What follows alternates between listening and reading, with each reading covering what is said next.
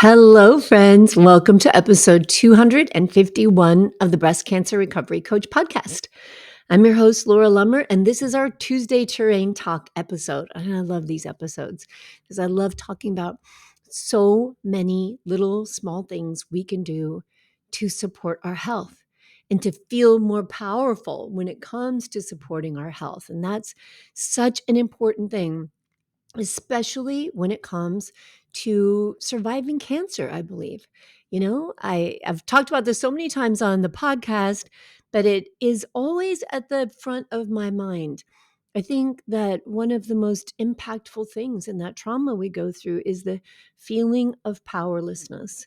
And if there was anything I could do, it would be to help lessen that feeling of powerlessness and improve that feeling of power.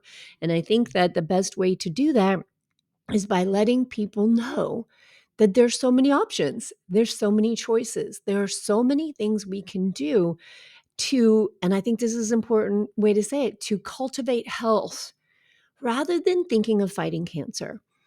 You know, I have had that shift in mentality from that fight mentality to a healing mentality many years ago now.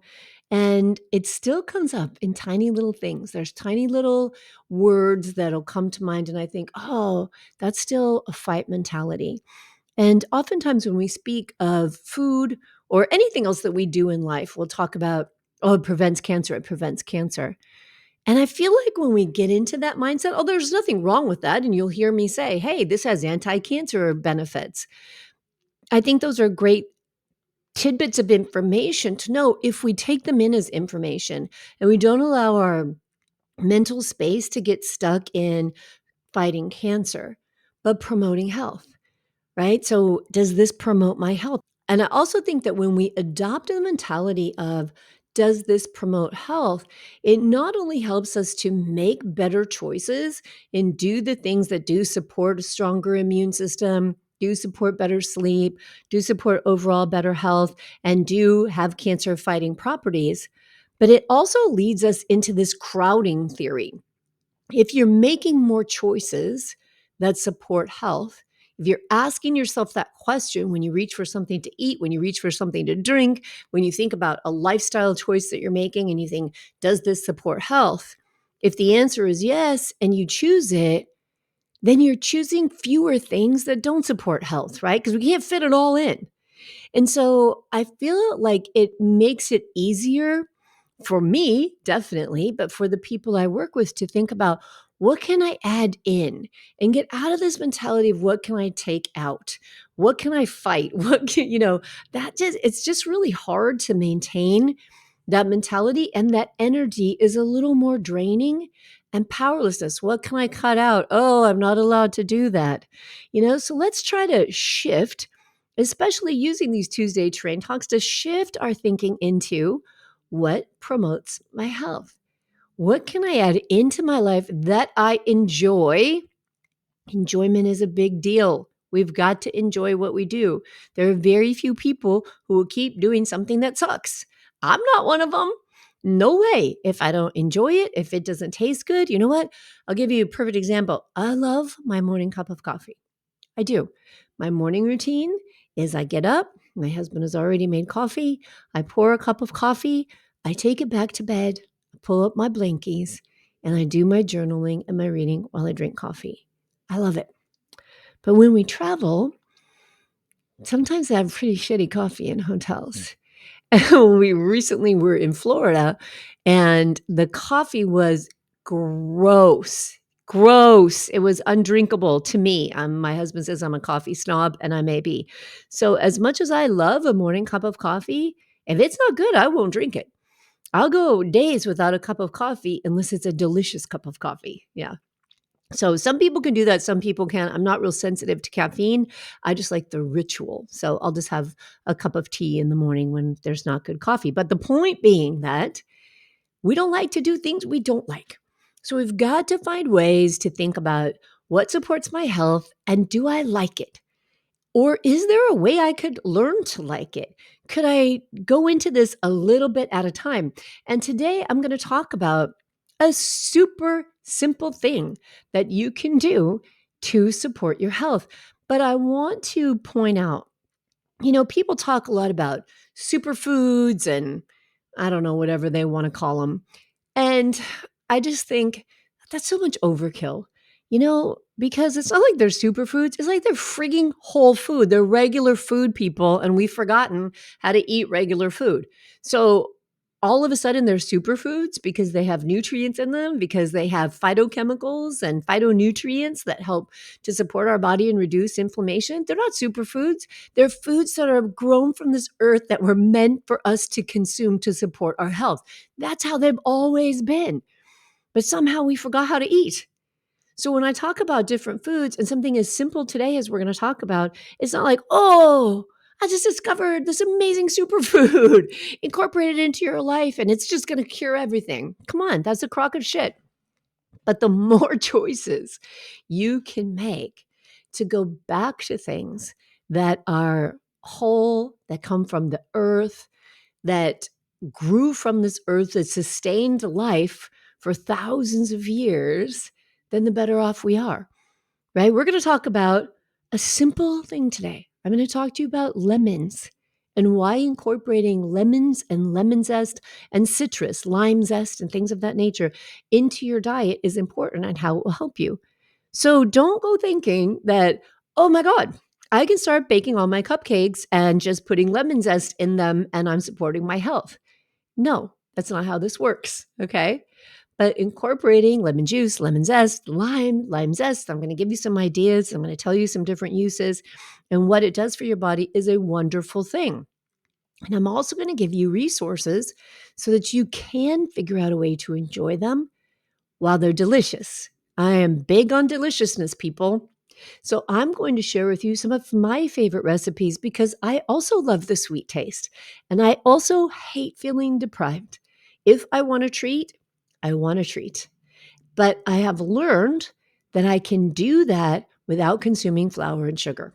And that's very important. And I can get a delicious, wonderful taste. And I'm going to share that with you too, because when we can find these alternatives, and they're truly good alternatives, right? That don't cause harm to your health, that aren't some bizarre chemical, that don't leave some disgusting aftertaste, but really, truly delicious and supporting your health.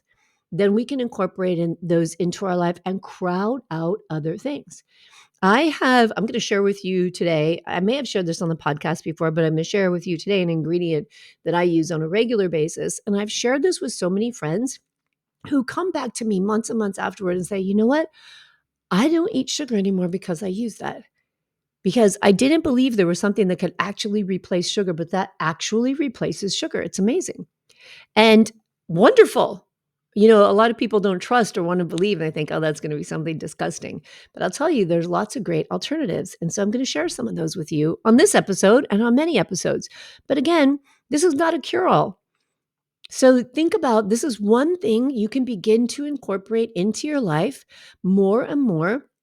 And it will help in a couple of ways. And I chose lemons today. I chose citrus. I'm going to say citrus, but primarily lemons because they've been proven to be even kind of the most power packed of the citrus fruits of lime, grapefruit. And a lot of us can't eat grapefruit because many of the medications that we take for breast cancer don't work well with grapefruit juice. I know that pretty much every med that I have taken since I started breast cancer treatment cannot be taken with grapefruit. So that's an important thing to remember. Obviously, we're not going to risk our health. So learning that we can take in some of these citrus fruits, they're low sugar, they're high fiber, and they have lots of other benefits to them. But not only that, this is not only good for our dietary, for our nutrition needs, but also for reducing the toxic burden in our life and in our environment. And I'm going to talk about that as well. So just keeping all this in mind, keeping like, here's a simple thing. It's a lemon. What are you going to tell me how to make lemonade? No, because if I tell you how to make lemonade, you're going to put sugar in it. And that's why I'm going to give you an alternative to the sugar. But also just some very simple ideas. And then I'm going to address, because I know we live busy lives, I'm going to address the fact that you may not want to do some of the things that I will suggest, even though they're very simple. And that's okay. I'm going to offer you some alternatives. All right. So let's just remember nothing is a cure all. Adding in a new food or consistently adding in something into your diet that supports your health does not negate doing things that don't support your health, right? We don't add in one good thing to a bunch of not so great things and think that it changes it. It doesn't. But our brain loves to do that, you know? Our brain loves to do that. It just loves to say, like, well, cheesecake, I mean, if a lot of people follow that ketogenic diet and cheesecake is higher in fat than most other treats, isn't it? So probably cheesecake is the best call for me to make if I'm gonna choose a dessert. Let's put aside how much sugar is in a cheesecake, right? Or even flourless cake, we'll turn to flourless chocolate cake, which who doesn't love a flourless chocolate cake? It's friggin' delicious. But we think, "Oh, there's no flour," but there's a ton of sugar, right? So we have to be aware and we have to be honest with ourselves.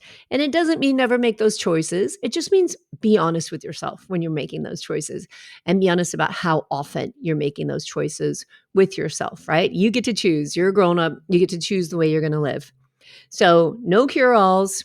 And one good thing doesn't negate one bad thing, but it does help to crowd out other choices that may not be so supportive of your health. And so let's dig in. Why do we need to do a whole podcast on lemons, right? Lemons are really beneficial, and they are a very simple way for you to add something that supports your health into your life on a daily basis. Lemons and limes, oranges as well, which I love oranges, but oranges are going to be a little higher in fructose, a little higher in sugar. And so even though it is a natural sugar, fructose is still a sugar. So you do want to check and see if you eat that, there's going to be a little more carbohydrates in that than in lemons and in limes. And you want to see, how does it affect your blood sugar? And test and see, is it something that spikes your blood sugar? Where lemons and limes typically are not. They're more acidic and they're high in fiber. And so they're actually really safe foods for people with diabetics generally, but always check with your doctor before you do something like that, before you make any decisions on what's good for you. Know that. And so I'll primarily focus on lemons and limes. So what's so good about them? Why does everybody want lemon in their water, right? Well, actually, lemon has a lot of antibacterial benefits. So it makes an excellent addition to your oral care routine. Lemon juice, lemon zest, because there's limonene in the zest. And that's limonene is part of that really powerful essential oil that we get in citrus. And essential oils have these anti-inflammatory, antibacterial, antifungal properties. So when it comes to eating lemons, drinking the lemon juice can really be beneficial for the overall oral health. So it's been shown to have some benefits for our gum health, and it's been shown to have benefits also for throat health. So for oral health, for sore throats, I mean, when you think about it, I know one of my favorite teas when I didn't feel well or when my kids were sick and didn't feel well was a cup of freshly made lemon tea with some mint pulled fresh from the garden and smacked to wake it up. Put it in there with a little tiny bit of ginger and a little tiny bit of honey, and it helps a sore throat. And why does it do that? Well, it's got anti-inflammatory properties, antifungal properties, and a lot of vitamin C. So lemon actually has about 30 milligrams of vitamin C for 1 gram of lemon. And 1 gram of lemon is less than a half ounce, so it's a very small portion. And the recommended daily value for us to consume for men is 90 milligrams daily, and for women is 70 milligrams daily. So incorporating lemon juice and lemon zest into your diet and into your foods on a regular basis can be very beneficial, not only for your oral health, but for all kinds of aspects of your health. So many of the studies that have been done on lemons mostly have been done in the test tube. They haven't been done on humans.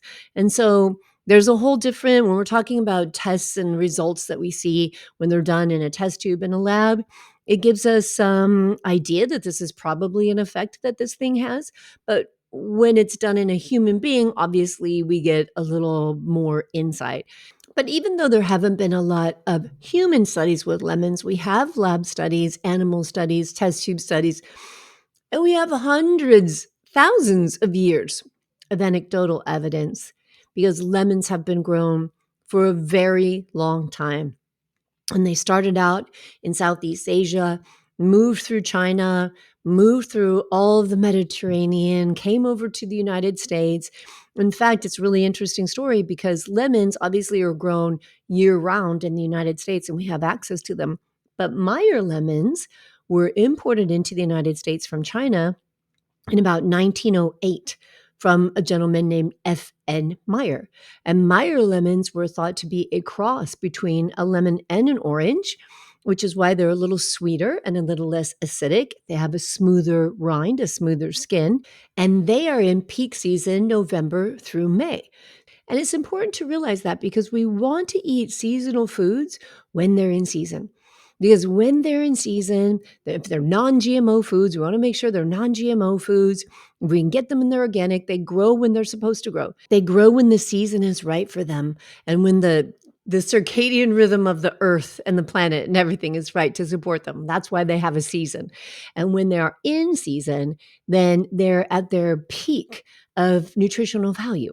So we want to be aware of when we're choosing what foods and choosing as many foods when they're in season as possible, because that's another simple way to support our health.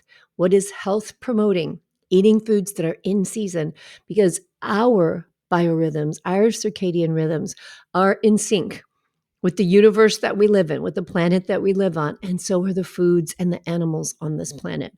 And again, that's where I say we get so out of touch with this whole circle of life and nutrition. And now, if this brings us a little back into sync with that, when we start thinking about things that promote our health, are things that grow naturally from the earth at specific times. And that's when our bodies need them the most, whether those seasons are for detoxification, for nourishment, for hydration, right? Think about the different foods that grow during the different seasons and how they support what we're going through. It's not like we have a lot of root vegetables and pumpkins and things like that don't grow during the summer. Those are fall foods and they're heavier and they're sweeter and they have different nutrition in them than the ones that are in season during the summer, which are more watery, right? Berries and apples and strawberries and watermelon. Think about it. So that during the hotter part of the year, these foods naturally come from the earth to meet our nutritional needs at that time. And I love that. I think that that's such a wonderful, beautiful way to think about eating. And again, bringing in the things that during that season support our health. All right. So let's talk about, we can get these lemons year round. Meyer lemons are a little bit of an exception. They have a peak season. So it's great news that we can use these fruits to benefit our bodies all year round in so many simple ways. So here are some of the ways that science has found that lemons benefit us. One, I've already said they're high in fiber. And so that is very helpful in our body because it helps us to manage cholesterol. It helps to keep bad cholesterol lower. And when bad cholesterol is lower, we don't have cholesterol accumulating in our arteries, blood flows more freely. And so it's been shown that lemons can be good for heart health because they are high in fiber and they also have potassium in them. And potassium is beneficial for heart health. Now, of course, we've seen that lemons support immunity. I mean, not only do we think about the tea that I shared with you earlier, but think about when people are sick. Lemon tea, lemon lozenges, right? We go to lemon throat lozenges, lemon essential oils, and even inhaling, where people will take the slices of lemons and mint and put them in water and boil it and inhale the steam from it. There's so many benefits from the essential oils in the lemons. And so the vitamin C helps to give us an immunity boost. And the antioxidants that are found in lemons also help to protect us from colds and flus. So incorporating lemons on a regular basis and keeping that vitamin C going through you. And as I said, they've got a high level of vitamin C that's like, 30% of your daily intake. So easy to get in and delicious. And those antioxidants have been found to help with the circulatory system, again, supporting heart health. Lemons are great for digestion. So again, we're thinking of putting the lemons in the water, right? The server at the restaurant comes, everybody orders water with lemon in it. Do they know why they're ordering water with lemon in it? I'm not sure. Maybe they just like the flavor of it, but it's good because it's increasing digestion. So lemon can really help, especially if you have a little bit of it before you eat, because it can help to improve digestion. It's high in pectin. And so pectin can help with the whole digestive process. Lemon is also high in citric acid, and citric acid is beneficial for helping to just kind of keep the stomach calm. It helps to aid in the digestion of food so we don't get heartburn and stomach aches after we're eating. So put lemon in your water at the restaurant. It's good stuff. Even in traditional Chinese medicine and Ayurvedic medicine, lemon is used often as a digestive support. The only difference really between what we see here in the United States compared to the way it would be used in traditional Chinese medicine or Ayurveda is we don't put ice in water. It's not recommended to drink anything cold while you're eating, really ever. And room temperature water is what's recommended. And it's also not recommended to drink liquid during the meal because you don't want to decrease the power and the heat of the digestive system during the meal. So that would be a little different from the way we traditionally take in food in the United States. And that citric acid in lemon juice has also been shown in laboratory studies to reduce the development of kidney stones. And the pectin that helps with the digestion has also been shown to be beneficial in managing weight. So if you have a glass of lukewarm water, not ice water again, because it's easier to drink the lukewarm water. So you squeeze the lemon juice in and you put the pulp in there. So get the zest in there. Pectin is kind of like a thickener, right? You can use pectin, especially in raw dishes, like raw food. I want to say raw food cooking, which sounds weird, but raw food, food preparation, and vegan and vegetarian, we use pectin to thicken things. Pectin is in jams and jellies. So think about it, it's thickening something up. So you have this water and you've got that pectin in it. So it's kind of like that high fiber that's going to give you that full feeling when you get it down into your tummy. And so it's been shown to help people eat less when they consume glasses of lemon water with the pulp included in it before eating. Now, I don't think that you can look very far without seeing vitamin C in just about every moisturizer and skin serum, everything out there that you can find that goes on the skin talks about the benefits of vitamin C. Well, with lemon being so high in vitamin C, it's also very good for the skin. And that's because vitamin C helps in collagen formation, and collagen is what keeps us fluffy and youthful, right? So the regular consumption of the lemon zest, which I'm going to give you some ways to eat that, the lemon juice and the lemon zest, also good for the skin. And the one way that I would advocate sugar and lemons together is taking the zest and the juice of lemons and mixing it with sugar and olive oil and making a beautiful scrub for your skin. Our skin is this amazing organ, and our skin absorbs things through the skin, which is why when we're talking about lowering our toxic burden, lemon serves not only a nutritional value in our life, but also the reduction of the toxic burden, because you can use it as a natural exfoliant by mixing it with sugar and just putting in a little container, putting some olive oil and sugar. So you exfoliate, remove dead skin, expose your skin to that vitamin C, and get nice moisturizer from the good olive oil as well. So I highly recommend that. And then lemon juice, who hasn't heard that lemon juice could be used as a cleanser, right? So easy to prepare. You can just take a cup of vinegar and you put the lemon zest and the lemon juice all into that vinegar and you let it sit for a couple of days and soak out all those good oils and get everything out of the lemon. And then you strain it and add in another cup of water, equal parts of the lemon vinegar and water together. And you've got a really nice antibacterial, antifungal spray and cleanser for your house.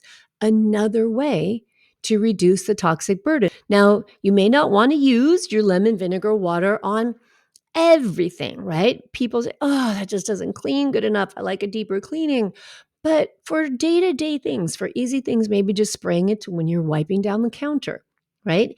Easy things that you can use it on, wiping off the kitchen table, just the more we can reduce toxic exposures, the better. And it is a really simple way to have something easy to use around the house that leaves a nice fresh scent afterwards as well. And now, of course, you want to hear about the anti-cancer properties. And again, that's where vitamin C comes into play. And so laboratories have shown that the lemon peel, the lemon zest, can have many anti-cancer benefits, including that it helps to boost our immune system because of the vitamin C. And boosting our immune system improves the growth of white blood cells. There are even a couple of studies that have seen that D-limonene, that limonene that's in the zest, like the essential oil part, has had some benefit for stomach cancer.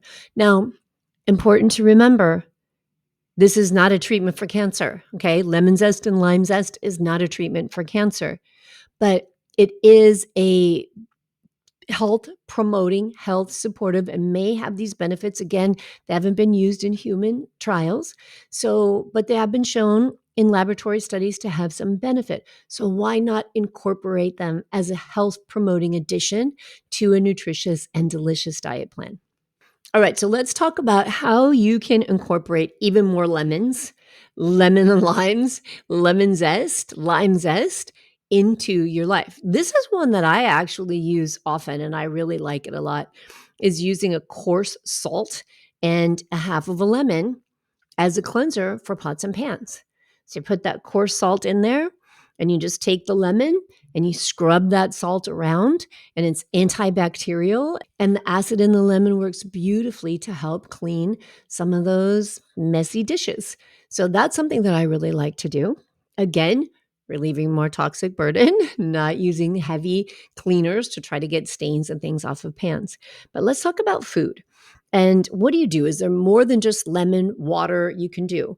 And what happens if you do want lemonade, but lemonade without sugar is kind of gross, without sweetener? I mean, to me, it is. Unsweetened lemonade, not so good. So, what can you do? Well, lemon zest and lime zest is an amazing addition to so many things. You can put it on your salads. You can put it on your baked goods. But if you're going to make baked goods, I'm going to highly suggest that you look for alternative recipes. For instance, recipes that use almond flour and replace refined white flours with your almond flour. There's a sweetener that I use when I bake, and it's called Xylo Sweet. So there are several sweeteners that are really popular in ketogenic cooking and paleo cooking. One is monk fruit, another is erythritol, and another is xylitol. The one I use is called Xylo Sweet, is xylitol, and these are sugar alcohols, so they don't have carbohydrates. They're not metabolized in our body. And so they are also used a lot for people who have diabetes, so they can have the sweet taste without having the spike in their blood sugar. That's why these sweeteners are so popular in the ketogenic diet world and in the paleo diet world. Now, people have an aversion to artificial sweeteners. I always did. And I think that it's important to make a distinction between sugar alcohols, monk fruit, stevia, natural sweeteners, and chemical sweeteners like aspartame and things of that nature. So the one that I chose, the Xylo Sweet product that I use, I'll put a link to it in the show notes here. I use because it is the same sweetness as sugar. So some of these artificial sweeteners, you'll taste them and you'll think, oh my God, this has this horrible aftertaste. And that's because it's hundreds or even thousands of times sweeter than sugar. So you would use a few drops in place of, say, a cup of sugar. With the Xylo Sweet product, you use one for one. So if you're using a cup of sugar, you use a cup of xylitol. It's granulated just like sugar, and you can purchase it in the powdered form. But when I need it for anything that I'm making that needs powdered sugar, I just put it in like the grinder I use for coffee beans and grind it up and powder it. And that works beautifully.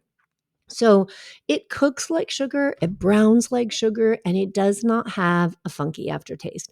That's the product that I've told you that I have shared with so many of my friends. And it's a wonderful product to try out. You can just buy it on Amazon. I'll put a link to it in the show notes at thebreastcancerrecoverycoach.com 151 /151. You can find it there. I'm also going to share with you a recipe for one of my favorite lemon treats, which are keto lemon bars. And this is a recipe that I got off the dietdoctor.com website. I think Diet Doctor is an incredible resource for ketogenic recipes. And if you're not doing a ketogenic diet, it's fine because you can still find a ton of really yummy desserts on that website that don't incorporate sugar and flour and are very flavorful and delicious. Trust me. I know some of you are shaking your head going, yeah, right, they're delicious. Trust me, I don't eat stuff that tastes gross. They've got really good recipes on there.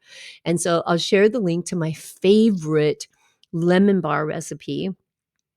And I'm thinking I'm going to go make it after I finish recording this podcast. Just thinking about it makes me want to eat them. They've got like a shortbread crust and a lemon curd topping. I mean, they are delicious and they have no sugar and they have no flour in them. So another great way to enjoy lemon and get more lemon peel, lemon zest. I said you can zest it on everything. Zest it onto your vegetables, zest it onto your salads, of course, and use it in tea. So you can take big peels of your lemon and your lime, just like with a vegetable peeler. You can throw those peels onto a cookie sheet and cook them at 200 degrees and dehydrate them. So you've got a baggie of them. You can throw that baggie of dehydrated lemon peels into hot water. You can make tea. Now, some of you are listening going, there's no way in hell you're ever going to find me taking lemon peels and doing the Betty Crocker thing with dehydrating them in the oven. And I know you. I get it. It's okay. So I'm going to put some links to where you can buy lemon peels by the bag, or even just their slices of lemons. It's the whole lemon and they're dehydrated for you and they don't have any sugar added to them. You can actually find in the culinary spices, you can find lemon peel, granulated lemon peel. You can find powdered lemon peel. You can go on Amazon and find those products as well. But I just want to really emphasize, since you're using the peel, and when fruit is grown, where does the pesticide get sprayed? On the outside. So be mindful of the dirty dozen list, be mindful of the clean 15 list, and be mindful that since you're using the peel, we want to make sure that it's a non-GMO. All right. And the links that I'm going to give to you are non-GMO products, organic when you can find it. If you're doing it at home, grab the organic lemons and limes and just make sure that you're playing it as safe as possible as far as reducing the pesticides that are in the zest that you're going to be using. And finally, you can use lemons as a lovely room freshener. Literally slice some lemons, throw them into a pot, get that water simmering, throw in a little bit of spearmint leaves, some mint leaves in there, and some lemons. And that essential oil is going to come out of the skin and it will be a beautiful fragrance in your whole house for at least a few hours. It's usually good for a few hours.